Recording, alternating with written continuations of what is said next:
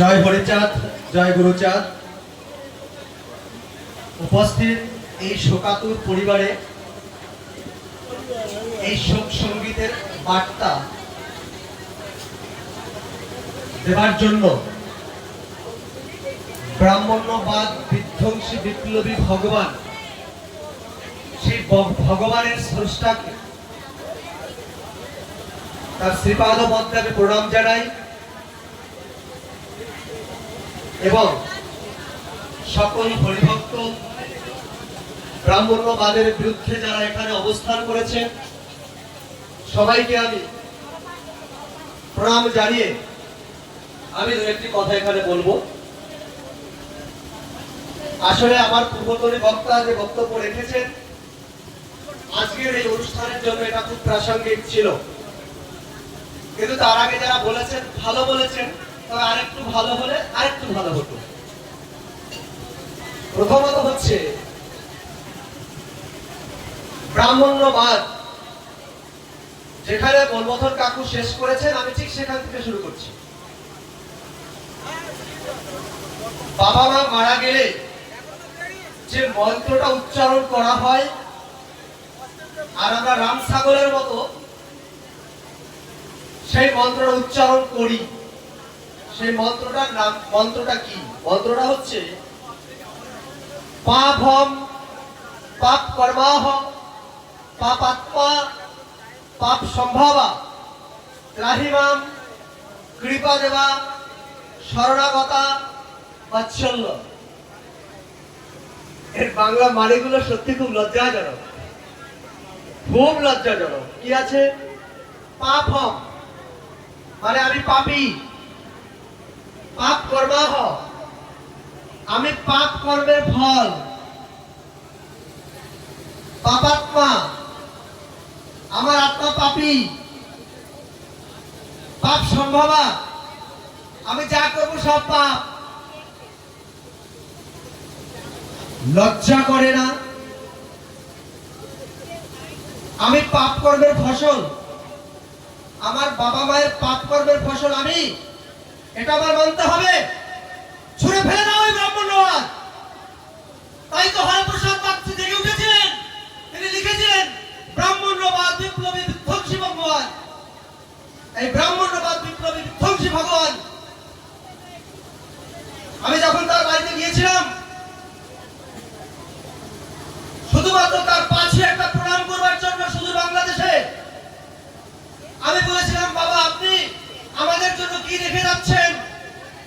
তখন তিনি আমাকে একটা বই দিয়েছিলেন, আর সেই বইয়ের নাম হচ্ছে ব্রাহ্মণ্যবাদ বিধ্বংসী বিপ্লবী ভগবান। বড় কষ্ট লাগে, সেই ভগবানকে আজ আমরা হারিয়েছি। অভিভাবক শূন্য শুধু এই পরিবার হয়নি, অভিভাবক শূন্য হয়েছে এই মতুয়া সমাজ,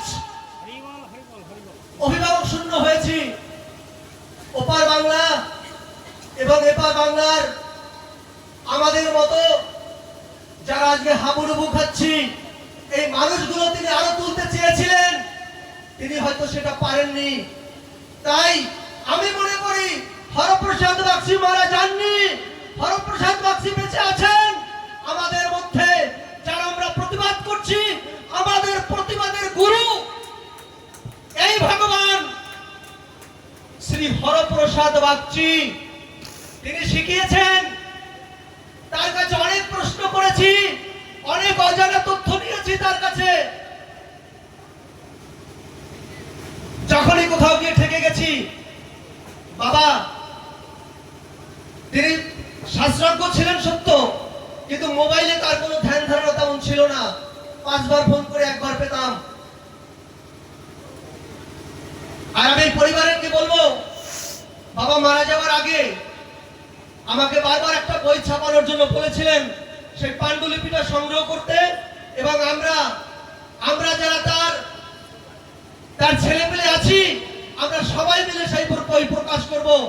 আমরা প্রমাণ করব তার বইয়ের যে প্রথম কথাটা, যে বইয়ের নাম ব্রাহ্মণ্যবাদ বিপ্লবী বিধ্বংসী ভগবান।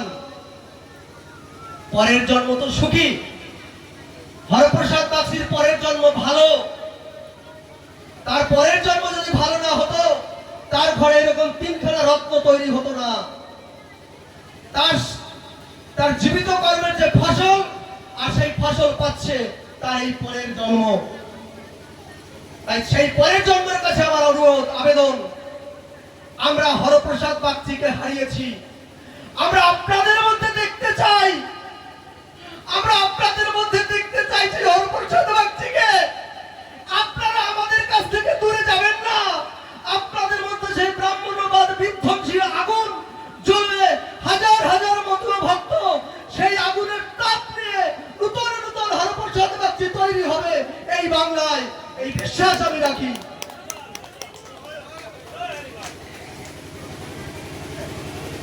আমি বাবাকে প্রশ্ন করেছিলাম, ব্রাহ্মণ্যবাদ আর মতুয়াবাদ কাকে বলে? তিনি আমাকে যে উত্তরটা দিয়েছিলেন সেটা তার ক্যাসেটেও দেখা যায়। তাই আমি আপনাদের অনুরোধ করব, যেখানে আমার এখানে অনেক মেধাবী ছাত্রছাত্রী এসছে, একটি মেয়ে এসেও জয়েন্ট এন্ট্রান্স দিয়েছে, ওরাও এখানে এসেছে, আমার খুব ভালো লেগেছে। তোমরা অন্তত হরপ্রসাদ বাবুর যদি সেই ভিডিওগুলো শোনো, আমার মনে হয় অনেক বইয়ের থেকে সেই কথাগুলো, যুক্তিসঙ্গত কথাগুলো তোমরা অর্জন করতে পারবে।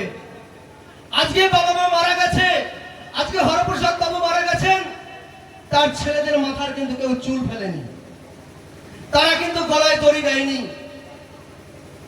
আপনারা দেখেছেন আমার একটা ভিডিও, যে গরু ছাগলের গলায় দড়ি আর মাথা মুন্ডন, গরু ছাগলের গলায় দড়ি আর বাবা মা মারা গেলে গলায় দড়ি, এর মধ্যে পার্থক্য কি আছে? এটা বলতে আমি সাহস পেয়েছিলাম, সেই ভগবান আজকে এখানে ছবিতে আছেন। যে ভগবান আমাকে আজকে জয় মিত্রকে এই পরিচিতি দিয়েছে, এই প্রতিবাদী ভাষা শিখিয়েছেন, সেই মানুষ আজকে কেবলই ছবি। কিন্তু বিশ্বাস করি না, আমি মনে করি আমার প্রত্যেকটা ভাষার রন্ধে রন্ধে, আমার প্রত্যেকটা ভাষার প্রতিবাদের সুরে বেঁচে থাকবেন, বেঁচে আছেন বাবা হরপ্রসাদ বাগচি। তাই আপনারা বাবা মা মারা গেলে আপনারা যদি স্বীকার করেন যে আপনারা কেবল পাপের ফসল, আপনার বাবা যদি তার মায়ের সঙ্গে সহবাস করে, তবে সেই পাপের দায় স্বীকার করে আপনার মাথা মুন্ডন করতে হবে। আপনি কি স্বীকার করছেন আপনার বাবা অপকর্ম করেছিল? যদি স্বীকার না করেন, তবে কেন মাথা মুন্ডন করবেন? এগুলো ভাবতে হবে, বিচার আপনাদের। এখানে এসে গল্প করে কথা বলে গেলাম সেটা নয়, আসলে এখানে বক্তব্য দেওয়ার জায়গা নয়, এটা স্মৃতিচারণা করার জায়গা। আমি এগুলো বলতেই চেয়েছিলাম না, আমি ভেবেছিলাম আজকের আমি যে কথাগুলো বলবো বাবার সঙ্গে, আমি তাকে বাবা ডাকতাম, তাই তার দর্শন পাওয়ার জন্য যখন আমি পাসপোর্ট ভিসা করে বাংলাদেশে যাই, তারপর তার সঙ্গে কি কি ঘটনা ঘটেছে সেই কথাগুলো আমি বলবার জন্য ছুটে এসেছিলাম। কিন্তু যেহেতু ব্রাহ্মণ্যবাদের উপরে আলোচনা দিয়েছেন, সেক্ষেত্রে আমি ভেবেছিলাম এখানে বক্তার এই বিষয়গুলো উঠে আসবে, কিন্তু আসেনি। তো এরপরেও এখনো 5টা বেঁধেও গেছে। তবে আমি যদি সুযোগ পাই কোনোদিন, আমি এমনিও একটা মনে স্থির করেছি বাবুকে নিয়ে আমি একটা বই লিখবো।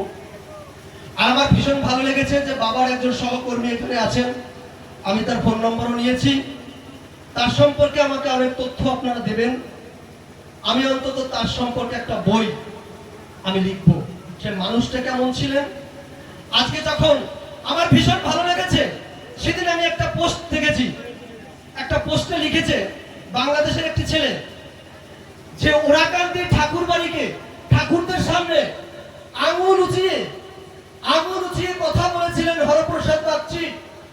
আর ভারতে হরপ্রসাদ বাগচির শিষ্য, এভাবে লেখা ছিল, জয় মিত্র, তিনি ঠাকুর বাড়ির জবাবদিহিতে 3খানা চিঠি করেছিলেন।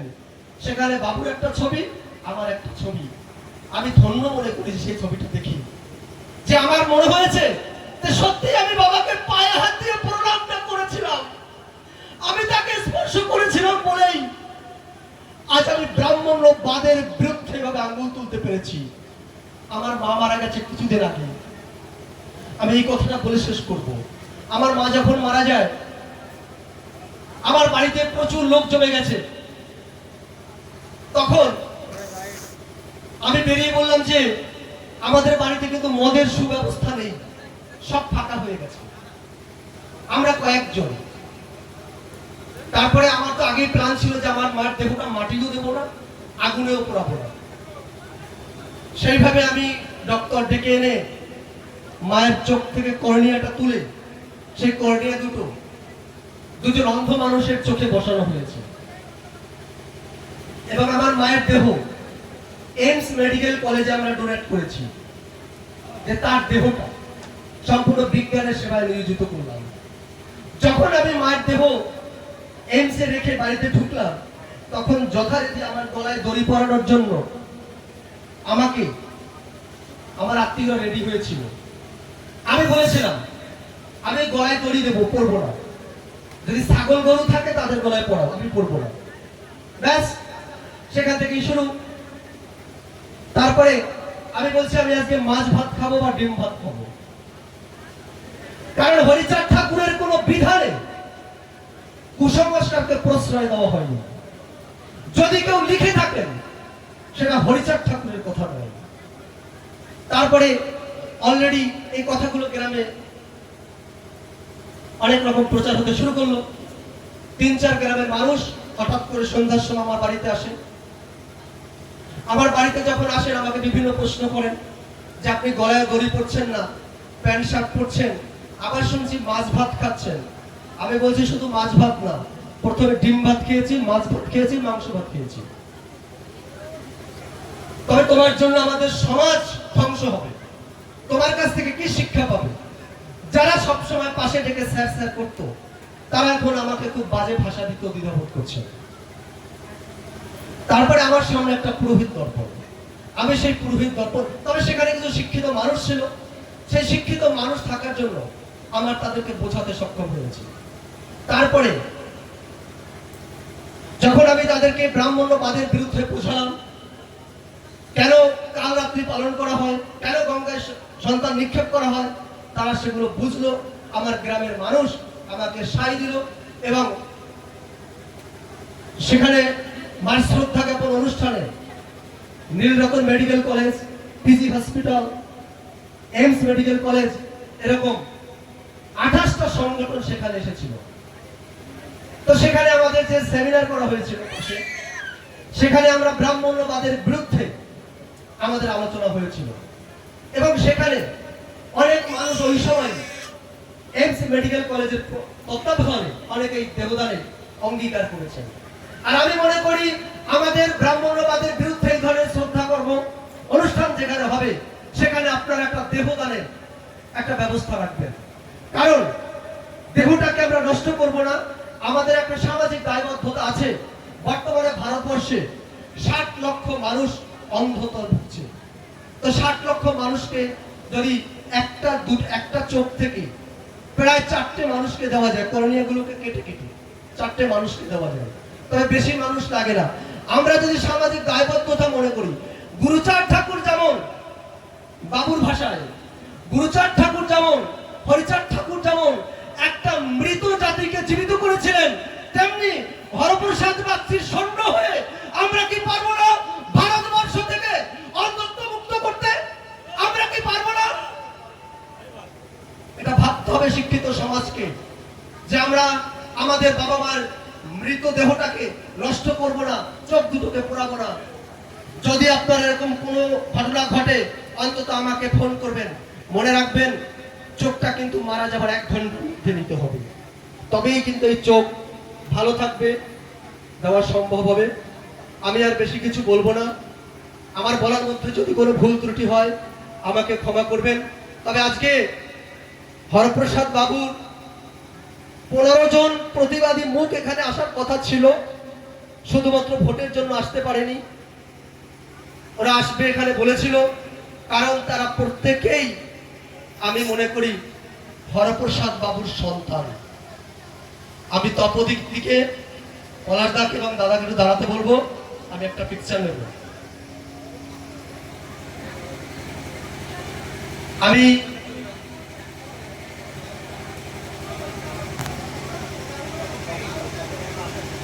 আমাদের চিন্তা ভাবনার মধ্যে এই যে ছেলেটি আজ ক্যামেরা করছে, দিদি প্রশাসন, যে ছেলেটি যে ক্যামেরা করছে 5 থেকে 6 মাস এক ঘরে হয়েছিল ব্রাহ্মণ্যবাদের বিরুদ্ধে কাজ করতে গিয়ে।